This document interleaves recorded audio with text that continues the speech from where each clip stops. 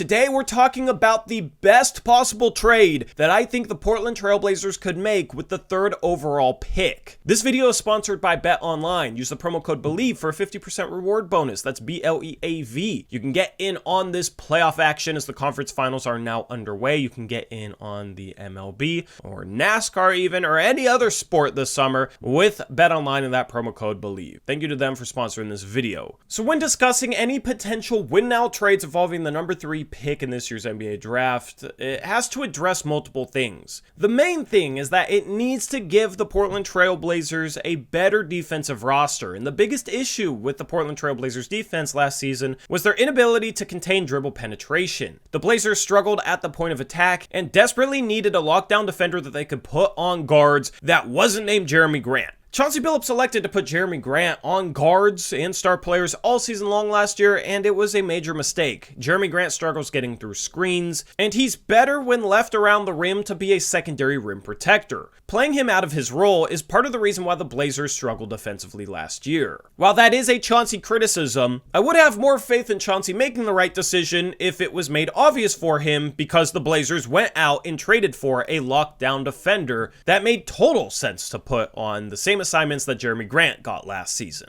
Another problem with the Blazers was their lack of rebounding, and that was mostly a bench issue in my opinion, but Jerami Grant being the starting power forward definitely didn't help there. But that's secondary to the defensive issue, and I think defense is the number one thing the Blazers need to prioritize in terms of trying to upgrade this roster this summer. There's a bunch of names out there that could help the defense, but there is a specific 2-player package that I think could make the Blazers an above-average defensive team. And if this Blazers team was above average with Damian Lillard, Jerami Grant, and some of the offensive talent that it has on it, you could make the case that they would be a dark horse contender. It's just about getting that defense to the point where they're competitive and they're solid, and then seeing what you got from there. This trade that I'm about to show you completes that to the fullest. Now, before I show it to you, I think this would be dependent upon Scoot Henderson being available with the 3rd overall pick.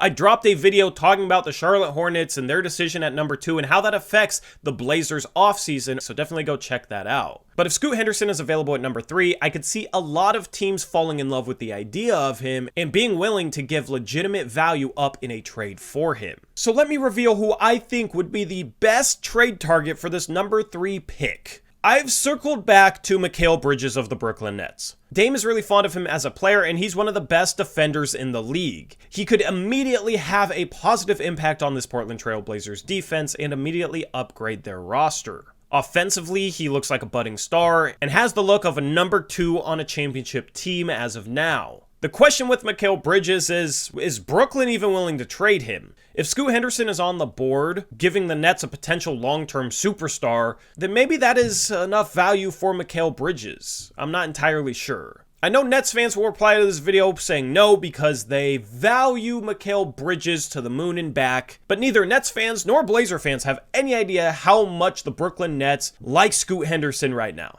The good thing with Mikal as well is that he's only making $21 million.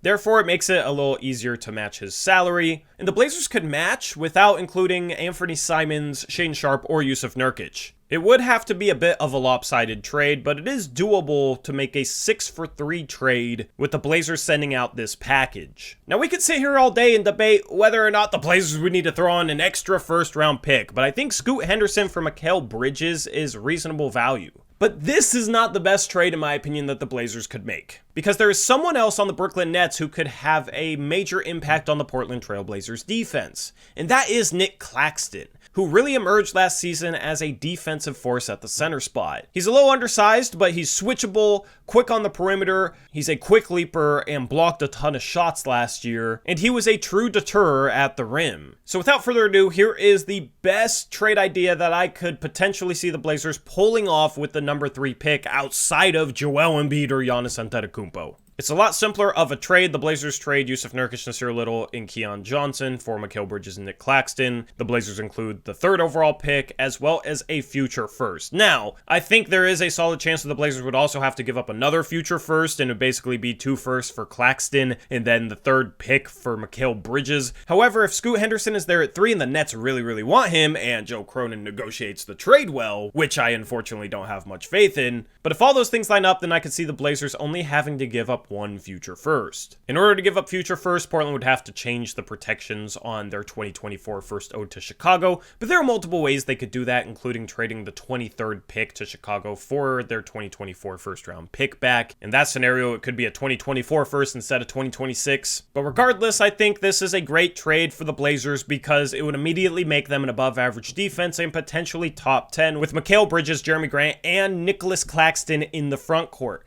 Also, the Blazers do not give up Anthony Simons or Shaedon Sharpe in these scenarios and still have some of their draft pick capital, meaning that they could make a follow-up move if this team is not good enough during the season. Anthony Simons, Shaedon Sharpe in draft pick capital of 2 or maybe even 3 future firsts would be a pretty good package in terms of trying to trade for another wing. If Jaylen Brown doesn't sign an extension and things go south in Boston next season, maybe that's a good enough package to get in the door there. Imagine Jaylen Brown with Bridges, Grant, and Claxton. The Blazers would potentially have a follow-up move, but even without that, they would still have their future intact with Sharpe and Simons. Sharpe wouldn't have to start, which I think is a good decision. I want him to play a lot next year, approximately 30 minutes per game, but keeping the pressure off of him and continuing his development could be a good thing for the Blazers as well. Dame and Ant are really cool with Bridges, and I know that Dame would love to have him here in Portland, and I truly think that team could contend next season because it's really all about getting the defense from bottom 5 in the league to above average. A lot of NBA teams are close in terms of caliber. The Blazers even had a better record than the Los Angeles Lakers at this past year's NBA trade deadline, and now the Lakers are in the Western Conference Finals. The margin between a playoff team, a play-in team, and a lottery team is not big right now. So a trade like this, I think, could catapult the Portland Trail Blazers into the conversation for home court advantage next season. If you have leaps from Anthony Simons and Shaedon Sharpe in terms of production next year, then who knows what the ceiling is for that Blazers roster. Now, the Blazers would have to round out their bench in terms of depth pieces. That's only a 6-man rotation, and I think the Blazers would need to find a backup power forward and a backup center.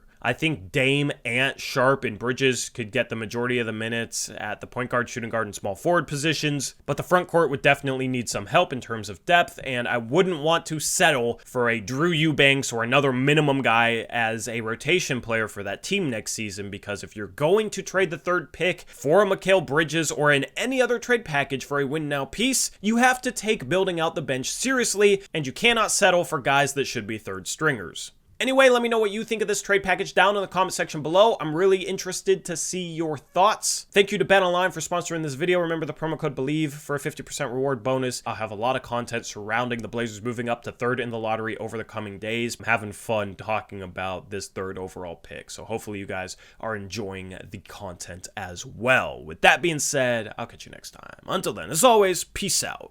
Go Blazers.